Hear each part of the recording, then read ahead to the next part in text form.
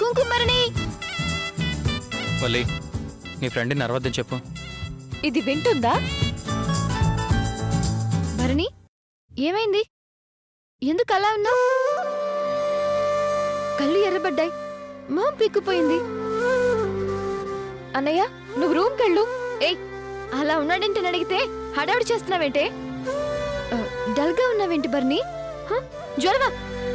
టిప్పు ఏయ్ టిప్పు చేతి ఏంటి నువ్వు? భరణికి ఇంత జ్వరం వచ్చింది, మీరు పట్టించుకోరా?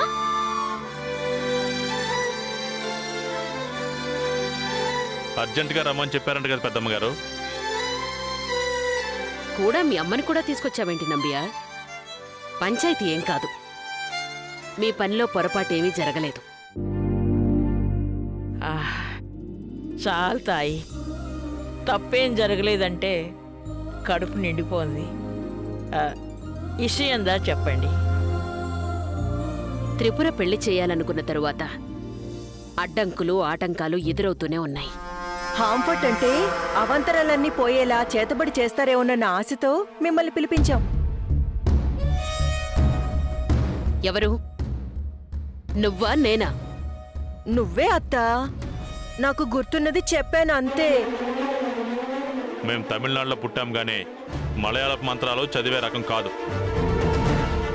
దీని మాటలేం పట్టించుకోకండి. ఏదైనా దిష్టి తీస్తే పెళ్లికే సమస్యలు అడ్డురావన్నది మా నమ్మకం.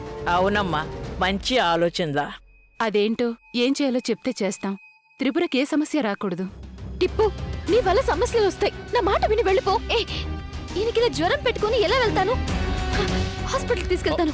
మెంటల్ మెంటల్ నువ్వు తీసుకెళ్తానంటావేంటి? నేను తీసుకెళ్తాను, మీరెవరు పట్టించుకోరుగా. రా భరణి.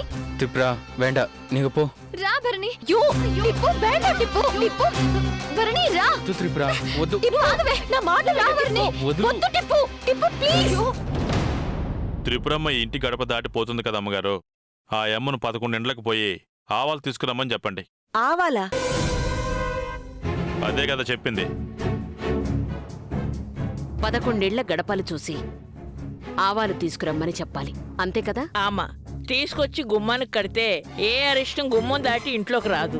ఏంటి, త్రిపురని అడుక్కుని తీసుకురామని చెప్పారా? ఏయ్, మాట జాగ్రత్తగా రానివ్వు. చెప్పాను కదా, రా. ఆగు.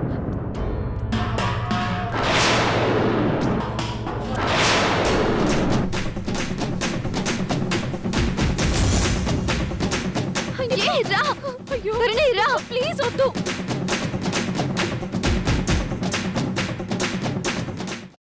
అమ్మా, అలాంటి వాళ్ళది నిజమైన ప్రేమ కాదు, అది వ్యామోహం. ఎగ్జాక్ట్లీ చిన్నత్త, నిజంగా ప్రేమించుకున్న వాళ్ళు అలా చేయరు. ఎంత మనసు విరిగిపోతే కన్న కూతుర్ని పట్టుకొని మా దృష్టిలో చచ్చిపోయా ఉంటుందా తల్లి? అది సరే అమ్మా, తన కూతురుతో తన మాట అనేటప్పుడు ఆమె మాటల్లో వ్యథ, కళ్ళల్లో బాధ గమనించావమ్మా?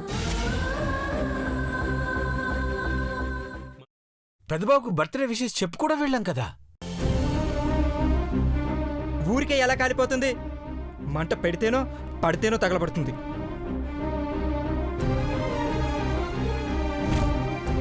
కరెక్ట్ చిన్నబాబు, నీకొచ్చినట్టే నాకు డౌట్ వచ్చింది.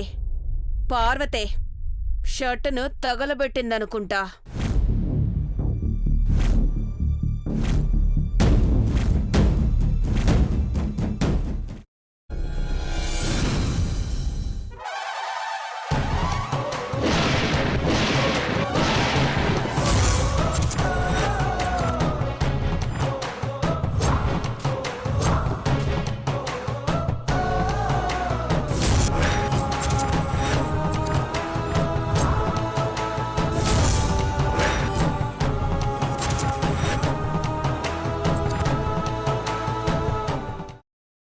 తర్వాత పొట్టు తీసేసి చాప్ చేసి పక్కన పెట్టుకోవాలి. ఒక ప్యాన్లో కొద్దిగా నూనె వేడి చేసి అందులో ఆవాలు, మినప్పప్పు, శనగపప్పు, కరివేపాకు, సన్నగా తరిగి పెట్టుకున్న ఉల్లిపాయలు వేసుకుని 1 నిమిషం పాటు వేయించుకోవాలి. ఆ తర్వాత కాల్చి కట్ చేసి పెట్టుకున్న వంకాయని కూడా అందులో వేసుకుని బాగా మిక్స్ చేసి బౌల్లోకి ట్రాన్స్ఫర్ చేసుకుని అందులో తగినంత చిక్కటి పెరుగు లేదా పల్చటి పెరుగు వేసుకుని మిక్స్ చేసి అన్నంతో కానివ్వండి, చపాతీతో కానివ్వండి సర్వ్ చేసినా చాలా బాగుంటుంది.